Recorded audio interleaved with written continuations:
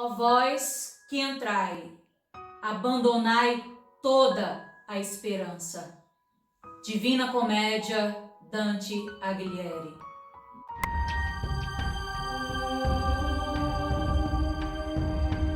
No meio do caminho desta vida me vi numa selva escura, onde me perdi da verdadeira via.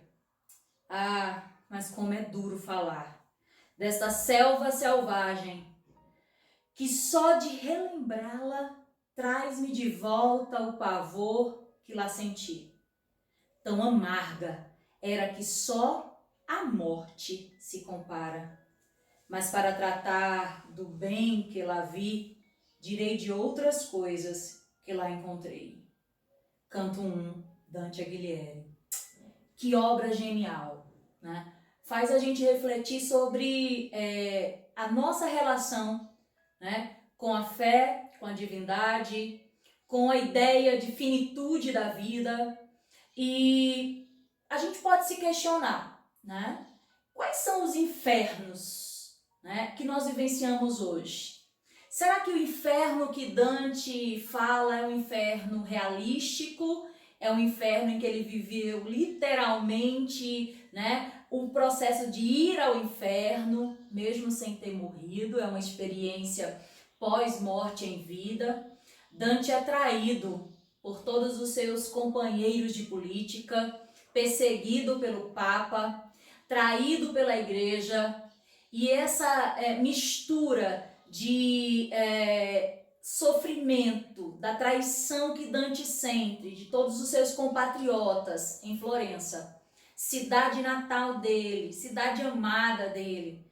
Ele vive o abandono do seu sonho de ver uma Itália forte, né, em que essa relação dicotômica, né, entre brancos e negros, porque a igreja nesse período lá na Itália se dividia dessa forma, por incrível que pareça, né? Nós estamos vendo isso atualmente, inúmeros protestos sendo trazidos à tona depois do assassinato de Floyd nos Estados Unidos por um policial branco. Ou seja, a literatura nos faz refletir sobre quem nós somos, sobre como nós estamos, como nós vemos o mundo e como nós agimos. É um processo de autoconhecimento e de conhecimento do mundo. A literatura, ela faz essa reflexão sobre o real. Ela faz essa imitação do real. E quando Dante ele precisa ser exilado de Florença e ele é expurgado da terra natal dele, ele começa no tempo de exílio a escrever Inferno, Purgatório e Paraíso, as três partes da obra genial, que até um certo ponto só se chamava comédia, porque a comédia era um texto popular, era um texto que procurava ser não em latim, e sim, né, na língua italiana. E depois Boccaccio, o grande escritor também, né, coloca o nome em uma das suas traduções da obra de Divina Comédia, assim se torna Divina Comédia. O que a gente vai perceber é que Dante, a gente pode dizer que marcou a história, não só da literatura, mas da própria concepção de que nós temos de inferno. Para nós, o que é inferno? Tudo que nós conhecemos hoje como inferno, né, muito veio das traduções, né, escritas nos cantos de Dante. Né? A gente pode dizer que existe uma percepção antes de Dante e pós-Dante. Dante traduziu muito bem, né, os 9 ciclos do inferno como um cone invertido. É nessa perspectiva que Dante se vê num dos piores momentos da história dele, da vida dele, porque separado do grande amor da vida dele, que é Beatriz, separado da terra natal dele, traído por compatriotas, Dante se vê na porta, né, em um portal, em que ali ele vai escrever sobre as vivências dele nesse processo de transição e de redenção entre o inferno até chegar no paraíso. Quem vai conduzir Dante? Virgílio, grande poeta, né, filósofo grego, né? É Virgílio que vai escrever Eneida. É a partir desse Virgílio, que não conheceu, que foi antes de Cristo. Virgílio vive no limbo. Limbo é o local onde todos aqueles que não conheceram a Cristo e ao cristianismo vão estar. Eram os filósofos da antiguidade clássica. Vigílio vai conduzir Dante entre o inferno e o purgatório, e Beatriz vai conduzir Dante no paraíso. Por quê? Nós temos aí uma tríade. Vigílio representa o racionalismo, Dante o ser humano, o homem, o foco nesse antropocentrismo, e Beatriz representa a divindade. É por isso que a gente tem que refletir, antes de mais nada, o que é inferno para você? O que é inferno para mim? Inferno tem várias traduções, existe várias traduções. Inferno em vários tipos e formas de religiões são caracterizados como lugares sombrios, lugares ardentes em que há fogo, ranger de dentes, sofrimento, angústia. Inferno seria um local, provavelmente essa é uma visão mais judaica cristã, em que o ser humano vai estar se ele não tiver cuidado com as suas atitudes no agora, no hoje. É exatamente o resultado das suas ações em vida, e que a morte vai vir, que pode ser levado a ele aos céus, paraíso, ao purgatório, um processo de transição, ou ao inferno, nos mais baixos ciclos, dependendo do tipo do pecado. Dante é tão genial que eu tenho um autor e ao mesmo tempo um personagem. Ele é autor e personagem da própria história. Nesse poema teológico e às vezes pedagógico e instrucional, autobiográfico, então é uma mistura, uma grande epopeia em que mistura toda essa narrativa dantesca, em que ele vai falar das suas angústias, amarguras, idiosincrasias, verdades, questionamentos, mentiras. Eu penso que Dante seria uma representação muito nossa.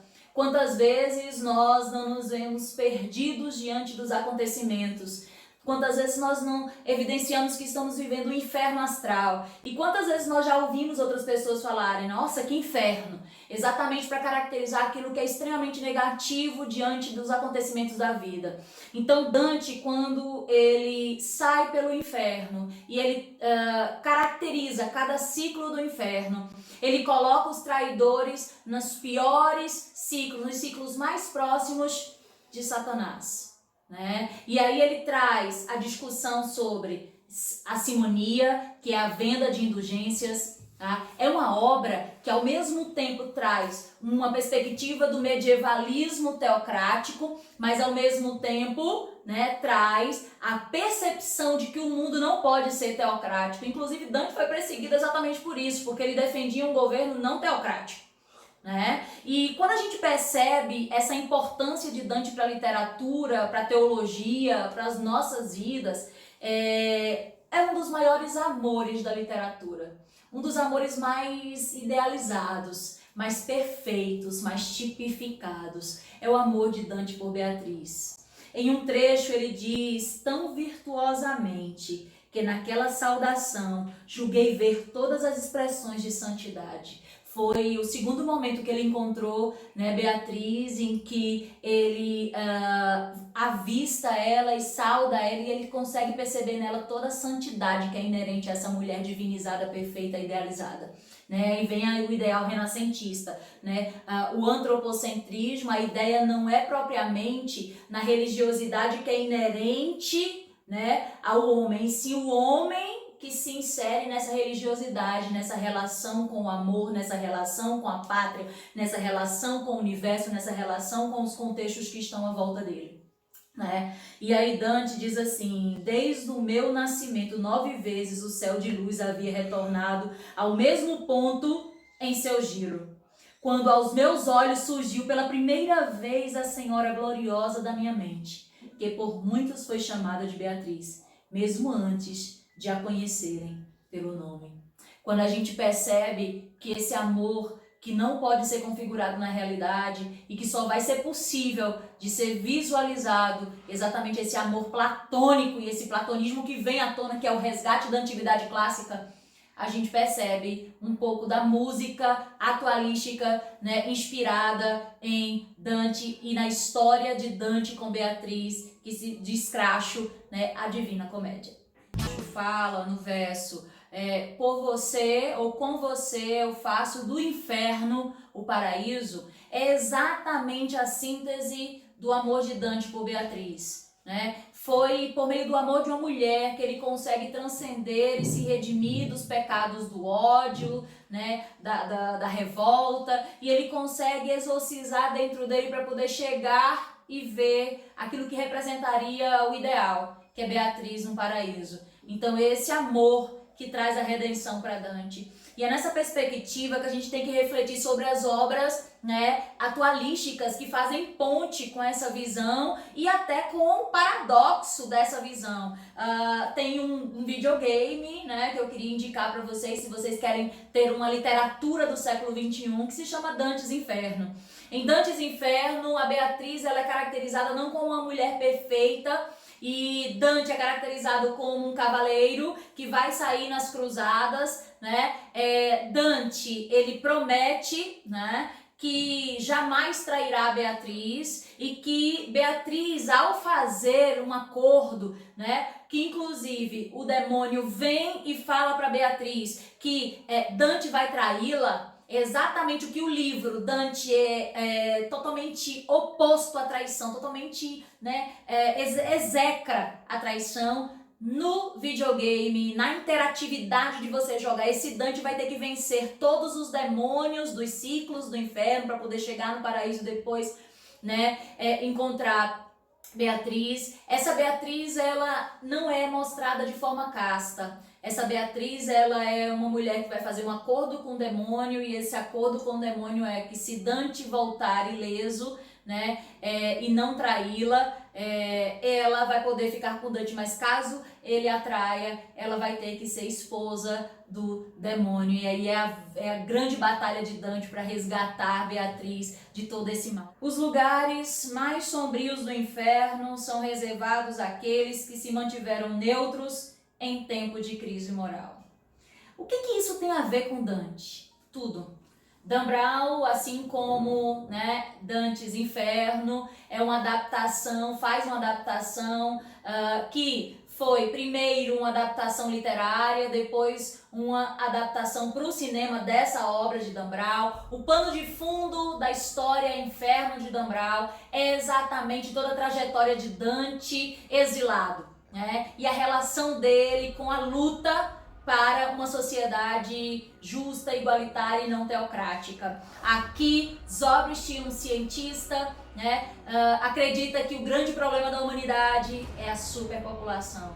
E aí, assim como a peste negra na Idade Média trouxe, né, um equilíbrio populacional, isso na visão de muitos, assim também, após o inferno que Zobrist, né, tenta imperar, que é uma bomba, que é uma arma biológica para acabar com boa parte da população, né, mundial, e trazer o equilíbrio. Após o inferno vai ter o quê? O paraíso. É por isso que essa obra é uma aventura de Robert Langdon, um personagem, né, que é centralizador de todas as obras de Dan Brown. Nessa obra, Robert Langdon tem que elucidar os passos desse cientista Zobrist para impedir essa arma biológica. Se discute aqui sobre legitimidade, legalidade, justiça, né, sobre questões do malthusianismo, do neomalthusianismo, mas sobretudo como pano de fundo traz a perspectiva de que Dante,